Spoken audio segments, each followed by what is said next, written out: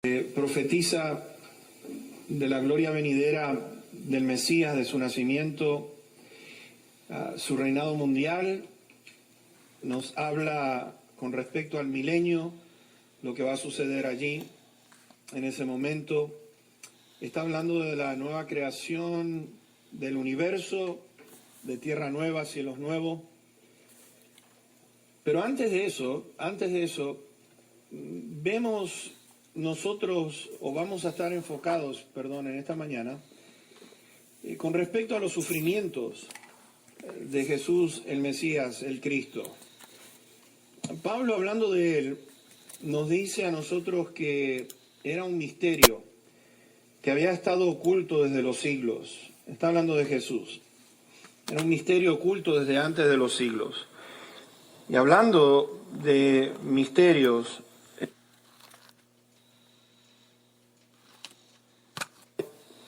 es algo en el cual este Cristo en nosotros, dice Pablo, la esperanza de gloria.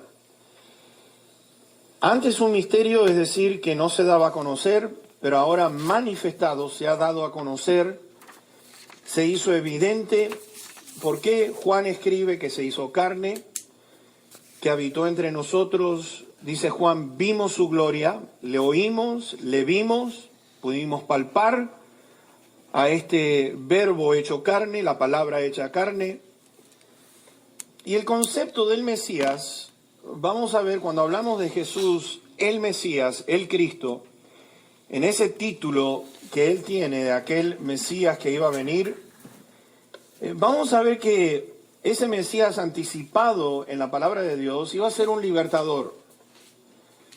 En Deuteronomio 18, después ustedes pueden buscarlo en sus casas, 18, verso 18 al 22, dice esto: profeta les levantaré de en medio de sus hermanos como tú, y pondré mis palabras en su boca, y él les hablará todo lo que yo mandare. Mas a cualquiera que no oyere mis palabras, que él hablare en mi nombre, yo le pediré cuenta. El profeta que tuviere la presunción de hablar palabra en mi nombre, a quien yo no le haya mandado hablar, o que hablara en nombre de dioses ajenos, el tal profeta morirá. Y si dijeres en tu corazón, ¿cómo conoceré hablar en nombre de Jehová, y no se cumpliere lo que dijo, ni aconteciere, es con presunción la habló el tal profeta, no tengas temor de él. Fíjense en que Dios está ya anticipando la llegada de un profeta, está hablando de aquel Mesías. Interesante de notar con respecto a este Mesías, Dios está diciendo, va a haber un profeta como tú. Va a estar hablando las palabras que yo le iba a dar a ese profeta, iba a hablar tal cual. Y vemos entonces en el Señor Jesucristo que manifiesta a Dios aquí sobre la tierra por las obras grandes que hizo, por las señales que pudo producir solamente el Hijo de Dios. Mis hermanos, podemos ver cuando Jesús está diciendo, aunque no me crean a mí o no crean en mí, crean en las obras, crean en aquello que estoy haciendo. Si no quieren creer en mí, pero enfóquense en las obras que estoy produciendo. ¿Por qué? Porque entonces podemos ver que podemos conocer a Dios, podemos conocer que el poder de Dios está detrás de él, que lo está respaldando. El Señor dijo, crean en el Padre, crean en mí. El Señor también dijo, yo no he hablado por mi propia cuenta, sino que he de decir, o lo que he de hablar es aquel Padre que me envió. Estoy hablando exactamente las mismas palabras que Él me dijo que yo comunicara. Y fíjense que Moisés había de libertar a Israel, lo hizo. Las señales lo respaldaron, señales grandes, profundas, que han marcado la historia. Aquellas 10 plagas sobre la nación de Israel. Aquellas señales respaldan a Moisés como el libertador de Israel. Y las señales respaldan a Jesucristo, el Mesías, el libertador. Y podemos entonces notar que este Moisés, como era poderoso, dice Esteban allí en Hechos capítulo 7, que este Moisés era poderoso en palabras y en obras. La expectativa del Mesías en su llegada era una cosa increíble, como lo tiene que ser en los días nuestros también. Había una expectativa muy grande por la llegada del Mesías. ¿Saben? Nicodemo, cuando va al Señor Jesucristo, le dice lo siguiente, en nombre no solamente de él, pero un grupo de los fariseos dijeron esto, y le quería comunicar esto al Señor Jesús. Sabemos, fíjense, que has venido de Dios como maestro, porque nadie puede hacer estas señales que tú haces si no está Dios con él. Estos fariseos estaban ansiosos, al igual que la nación de Israel. Está Juan el Bautista bautizando. ¿Se acuerdan? Le preguntan a Juan el Bautista, ¿tú quién eres? Juan, inmediatamente sabiendo lo que ellos querían preguntar, les dice, yo no soy el Cristo, no soy el Mesías. Pero Él viene. Allí entonces, cuando lo estaban juzgando, te conjuro por Dios, dinos abiertamente si tú eres el Cristo. Y el Señor dijo, tú lo dices, yo soy. Fíjense que el Señor les dice, le preguntan, dinos si tú eres el Cristo, el Hijo del Dios viviente. La misma confesión la dio Pedro, ¿se acuerdan ustedes? ¿Y ustedes quién dicen que soy yo? Y Pedro le dice, tú eres el Cristo, el Hijo del Dios viviente. Esperaban al Mesías que los liberara. Y el Mesías apareció para ese fin. Esperaban a un Mesías que los liberara del Imperio Romano, por eso es que estaban ansiosos. Pero mis hermanos, hay algo tremendo, como vamos a ver en el día de hoy, este Mesías, el siervo que había de sufrir. Y vamos a leer en primer lugar el versículo número 13 del capítulo 52. Vamos a ir por parte, vamos a ver si podemos llegar hasta el capítulo 53 y verso 3. Pero el capítulo 52, verso 13 dice esto. He aquí que mi siervo será prosperado, será engrandecido y exaltado, y será puesto muy en alto. Pero fíjense que Dios está declarando aquí, he aquí mi siervo, y quiero que prestemos atención con respecto a esas palabras que el Señor está diciendo. ¿Por qué? ¿Qué es siervo? ¿Qué es ser un siervo? Dice, la palabra le explica, Jesucristo les explica a sus discípulos la razón de su venida. Allí en Mateo 20, versículo 28, dice, yo no he venido para ser servido, sino que yo he venido para servir y para dar mi vida en rescate por muchos. Fíjense que la venida de este siervo, mi siervo, donde dice que va a ser engrandecido, que va a ser prosperado, que va a ser exaltado. En primer lugar, mis hermanos, estamos viendo que este siervo tenía que sufrir para poder traer la liberación, libertarnos a nosotros de la esclavitud del pecado. Este siervo dijo, yo he venido para servir a la humanidad, yo he venido para dar mi vida en rescate por muchos. Estamos viendo por un Mesías en el cual iba a pasar por un sufrimiento tremendo, sufrió la presión de las críticas, sufrió lo que es el desprecio, el acoso de los fariseos constantemente. Este Jesús era una cosa que donde iba él, venían las multitudes que estaban esperando que él hiciera nada más que milagros, estaban esperando que él nada más que hiciera algo grandioso. Pero cuando el Señor se da vuelta y le dice, si ustedes me quieren seguir a mí, ustedes tienen que tomar su cruz.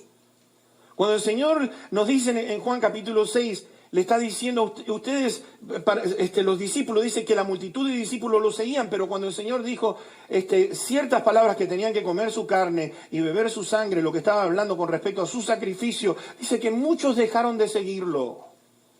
Dura palabra es esta. Y muchos dejan de seguirlo. Él estaba hablando del sufrimiento.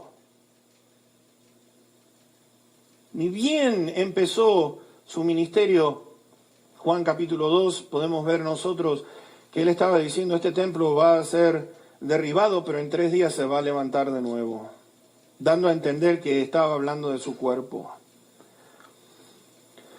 ¿Saben? Pablo lo pone de esta manera, Filipenses 2, versos 6 y 7. ¿Se acuerdan ustedes? Que siendo en forma de Dios, no lo estimó eso, sino de que dice que se despojó a sí mismo tomando forma de siervo. Vino a ser parte de la humanidad, se despoja de sí mismo, el eterno viene a ser parte del tiempo. Viene a ser el espíritu, viene a ser ahora carne. Es una cosa tremenda. ¿Sabes por qué? Porque el Hijo de Dios, el eterno Hijo de Dios, cuando vino y se hizo carne, tuvo sed, tuvo hambre, tuvo lo que es dolor, tuvo cansancio. A través de lo que es haberse encarnado, ¿sabes qué? Dice que se hizo pecado por nosotros. Este Jesús fue fiel a cada mandamiento que Dios le dio. Esto es algo increíble, mis hermanos. Les quiero decir una cosa. Si quieres liderar, si quieres servir al Señor, y más bien yo creo que antes que la palabra líder, lo que pasa es que esta palabra líder es algo moderno, pero en sí para mí la palabra más preferida, la que a mí más me gusta es esto, ser siervo de Dios. El que tenga deseo de estar liderando, el que quiera servir a Dios, mis hermanos, tiene que tener y llevar el título de siervo. Mi siervo. He aquí mi siervo. Esa palabra siervo quiere decir que es una persona que está sometida completamente a la voluntad de Dios. Estamos hablando de una persona que está entregada al servicio de otra. Pablo dice, haya pues en ustedes el mismo sentir que hubo en Cristo Jesús. El mismo. Yo no he venido a la tierra para ser servido, sino que yo he venido para servir. Tiene que ser nuestro deseo. ¿Sabes?